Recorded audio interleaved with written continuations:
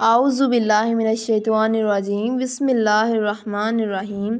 یہ بات 100% ٹھیک ہوتے ہیں تو اس کی جگہ مال کے تذکرے لے لیتے ہیں۔ جب ہوتا یہ ہے کہ مال پہلے خرچ کرتے ہیں اور خوب خرچ کرتے ہیں، پھر بے یقینی کی کیفیت سے اعمال کرتے ہیں اور فائدہ نہیں ہوتا، کیونکہ یقین تو مال پر ہے۔ آپ نے بھی ضرور مشاہدہ کیا ہوگا کہ اگر اس طرف اب تک نظر نہیں گئی تو اب ضرور کیجیے گا کہ ہسپتال، جیلیں، کورٹ کچہریاں اور اس جیسی بہت سی جگہیں جہاں لوگ مجبور ہو کر آتے ہیں، اور ان جگہوں پر موجود مساجد، مسجدیں بہت آباد ہوتے ہیں۔ جب مال و دولت، شہرت و سفارش ساتھ چھوڑ دیتے ہیں تو کثرت سے ذکر ہوں غور ضرور کیجیے گا۔ دکھ، بیماری، پریشانی، غم سب اللہ تعالیٰ کی طرف سے ہے، وہی اس کو واپس لوٹاتا ہے۔ امتحان ہمارا ہے کہ ان دکھ، بیماری اور پریشانیوں کے مواقعوں پر ہماری نظر کہاں جاتی ہے۔ اسی یقین اور ہے تاکہ اعمال کے تذکرے ہوں اور ان کا یقین دل میں پیدا ہو۔ آج میں آپ کو جو وظیفہ بتا رہی ہوں وہ جیل میں جو لوگ ہوتے ہیں ان کے لیے ہے۔ اگر کسی ماں کا بیٹا،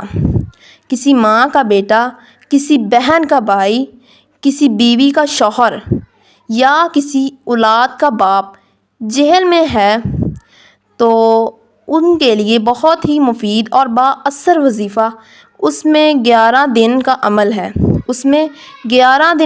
ہے۔ عصر اور مغرب کے درمیان یہ وظیفہ کرنا ہے۔ باوضو ہو کر مصلے پر بیٹھیں اور 363 مرتبہ یا خالصو یا مخلصو یا اخلاصو بحق کا خواجہ خضر مہت الیاس پڑھیں۔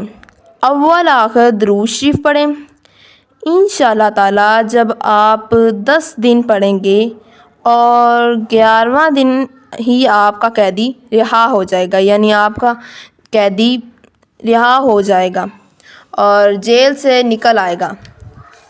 آپ اس وظیفے کو ضرور کیجیے گا، مجھے یقین ہے کہ یہ آپ کے لیے بہت با اثر اور لہٰذا آپ اس کو ضرور کیجیے گا۔